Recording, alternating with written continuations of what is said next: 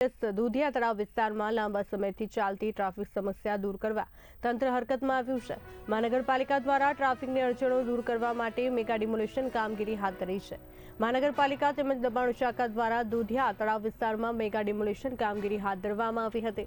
કામગીરીમાં અંદાજે 11 જેટલી જેસીબી મશીનો અને જરૂરી સ્ટાફની મદદથી રસ્તા પર થયેલા દબાણો દૂર કરવાની કાર્યવાહી કરાઈ હતી। દુધિયા તળાવ વોટર વર્કર્સ બિલ્ડિંગથી રોટરી સંકુલ સુધીનો માર્ગ શહેરના ટ્રાફિક માટે મહત્વપૂર્ણ માર્ગ ગણાય છે।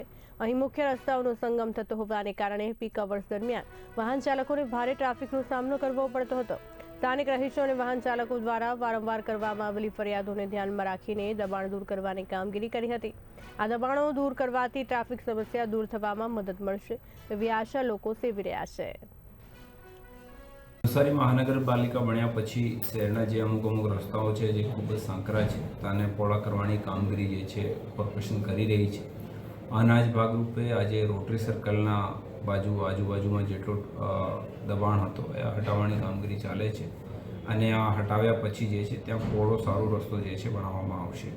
અત્યારે આપણે બધા જાણીએ છીએ કે દરરોજે સાંજે લગભગ ત્યાં ટ્રાફિકની પરિસ્થિતિ સર્જાય છે, થોડો કન્જેશન થાય છે।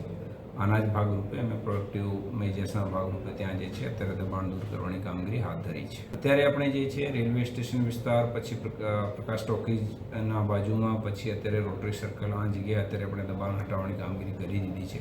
હવે જે છે મોટા બજાર છે, મોટા બજારથી અંદર વાળો જે રસ્તો છે એ છે, ટોવરથી ટાટા સ્કૂલવાળો રસ્તો છે, પછી ટાટા સ્કૂલથી વિરાવળ છે અને ગ્રીડથી જે છે જૂના થાણા છે, એ રસ્તાઓ જે છે હવે પછી ટૂંક સમયમાં લેવામાં આવશે।